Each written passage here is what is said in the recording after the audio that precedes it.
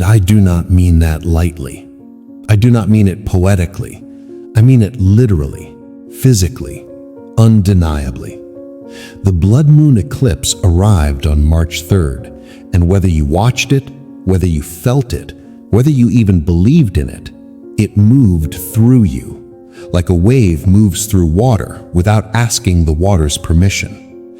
And today, 2 days later, you are sitting with the aftermath. You woke up feeling different, not broken, not wrong, but different, like the furniture of your inner world was quietly rearranged while you were sleeping, like something you were carrying for a very long time was gently lifted from your shoulders in the night. And now the absence of that weight feels strange, unfamiliar, almost unsettling. If that is you, stay with me, because what you are feeling right now has a name, and understanding it is going to change the way you move through the rest of this week entirely. Let me tell you what that eclipse actually did. 2 nights ago, the Earth moved directly between the Sun and the Moon. The Moon passed completely through the shadow of our planet and turned the deepest, most vivid shade of crimson red, a blood moon, a total lunar eclipse, one of the rarest and most energetically concentrated celestial events that exists.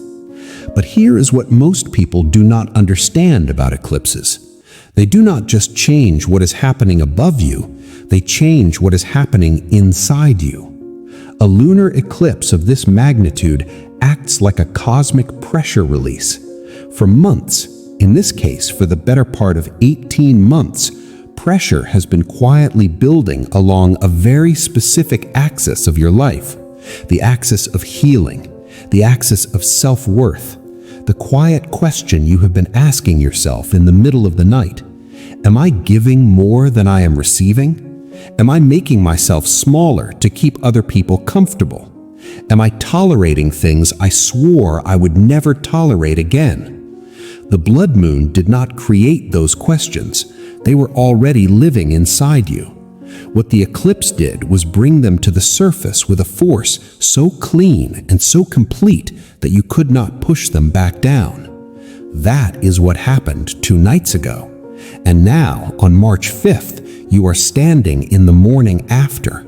The emotional landscape looks different. Some things that felt urgent last week feel strangely quiet now. Some relationships that felt complicated feel suddenly simple. Simple in the sense that you can see them clearly for the first time. And some parts of yourself that you have been negotiating with, arguing with, apologizing for, feel settled in a way they have not felt in a very long time. This is not coincidence. This is not your imagination. This is what an eclipse does when it lands exactly where it was always meant to land. There is something that nobody talks about in the days after a major eclipse: the exhaustion. Not the tired that comes from not sleeping enough, not the tired that a good meal or a long walk fixes. Something deeper, a bone-deep, soul-level weariness that feels almost sacred in its heaviness, like your entire system went through something enormous and is now asking, quietly but firmly, to be still. This is what I call the Eclipse Hangover, and it is one of the most misunderstood experiences in the entire spiritual calendar. Most people wake up after an eclipse expecting to feel electrified, transformed, immediately different in visible, dramatic, undeniable ways. And when instead they feel heavy, emotional, slow, or strangely melancholy, they panic. They assume something went wrong. They assume the eclipse passed them by and left them behind. Nothing could be further from the truth. The eclipse hangover is not a sign that nothing happened. It is proof that something enormous did.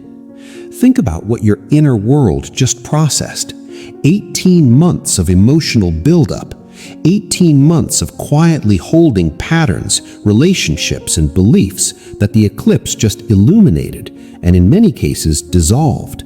Your nervous system went through the equivalent of an emotional surgery, and just like any surgery, No matter how necessary, no matter how healing, the body needs time to recover. The tiredness you feel today is your soul's way of asking for that recovery time. Do not fight it. Do not perform wellness on top of it. Do not rush yourself back to your regular pace and pretend the last 48 hours were ordinary. They were not ordinary, and you do not have to pretend they were. I want to talk about something specific that this eclipse targeted, because this was not a general, vague, affects everyone the same kind of event. This eclipse landed on the Virgo and Pisces axis, and that axis governs some of the most intimate, most quietly painful patterns a person can carry. The pattern of giving everything and keeping nothing for yourself. The pattern of caring so deeply about doing things right that you never let yourself simply rest in doing things well enough. The pattern of measuring your worth by your usefulness to other people, by how available you are, how helpful you are, how much you can carry before anyone notices you are breaking. If any of those words landed somewhere tender inside you, that is not an accident. That is the eclipse doing exactly what it came to do. Because here's what this blood moon was specifically designed to release: the belief that you have to earn your place in your own life. The exhausting, invisible, deeply ingrained idea that your value is conditional, contingent on how much you produce, how much you please, how little space you take up. That belief has been in your system for a very long time. In many cases, it was placed there before you were old enough to question it, by families who rewarded you for being easy, by systems that praised you for shrinking, by relationships that felt safe when you were small. The eclipse just pulled that belief out by the root, and that's why you feel tender today. That's why emotions are sitting closer to the surface than usual. That's why things that normally slide off your back are landing differently. You are not falling apart. You are healing from an excavation. And excavations, even beautiful, necessary, liberating ones, leave the ground soft for a while. Let it be soft. Let yourself be soft. The ground that has just been turned is also the ground that is most ready to receive new seeds. I want to give you something specific to hold on to today, because in the aftermath of something this significant, the mind wants proof. It wants to know the shift was real and not just a feeling that will evaporate by next week. So here are the signs, the quiet, undramatic, unmistakable signs that something permanent just changed inside you.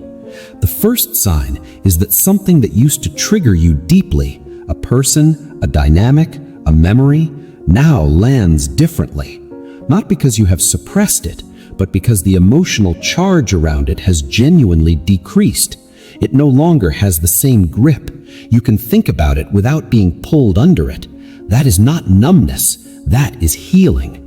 The second sign is that you find yourself making small but different choices without overthinking them. You say no to something with the usual wave of guilt. You choose rest without having to justify it. You speak a true thing without softening it into something easier to swallow. These micro shifts are not small. They are everything. They are the new version of you expressing itself for the first time in the language of daily decisions. The third sign is clarity about a relationship or situation that has felt murky for months. Suddenly you just know. You know what it is. You know what it is not. You know what it deserves from you going forward.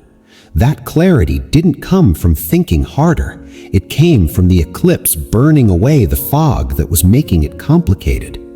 And the fourth, the one that is the hardest to describe but the easiest to feel, is a quiet sense of having arrived somewhere. Not a destination with a view and a celebration, just a quiet interior landing. A sense of, I am here now.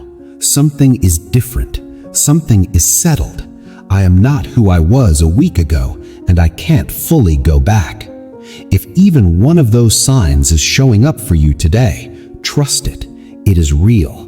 The shift is real, and it is only the beginning of what this month is about to open. Before I close, I want to welcome you to today's comment highlight. Someone wrote this after the last video, and I have not been able to stop thinking about it since. They said, "I did not realize how much weight I was carrying until I woke up and it was gone. I just sat there in the quiet and cried, not from sadness, but because I finally felt like myself again." I want to sit with that for a moment. Not from sadness, but because they finally felt like themselves again. That is what release looks like when it is real. It does not always look like triumph.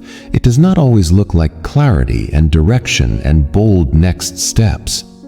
Sometimes it looks like sitting quietly in the morning and crying because the person you forgot you were just walked back into the room.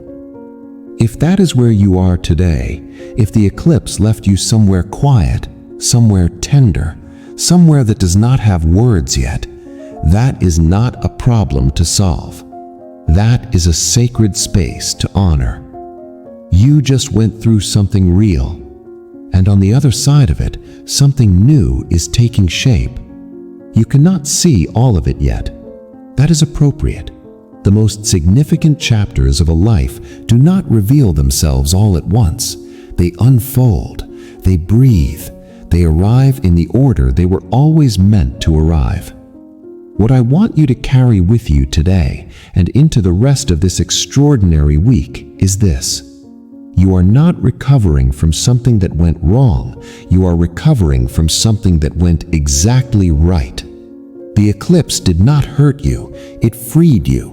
And the tenderness you feel in the aftermath is simply the feeling of your soul making room for the clarity that is arriving, making room for the relationships that actually match who you are now, making room for the version of your life that the old patterns were blocking from coming in. Rest today, drink water, be gentle with yourself and with the people around you who are moving through their own version of this shift. And hold on to this truth as tightly as you can. What left your life in the last 48 hours was not taken from you. It was returned to the universe so that something far more aligned, something you have been quietly, patiently, faithfully building toward, finally has space to land. It is coming. It is already in motion, and you, exactly as you are today, tender and tired and quietly transformed, are completely, undeniably ready for it. This is the waking soul, and this is only the beginning.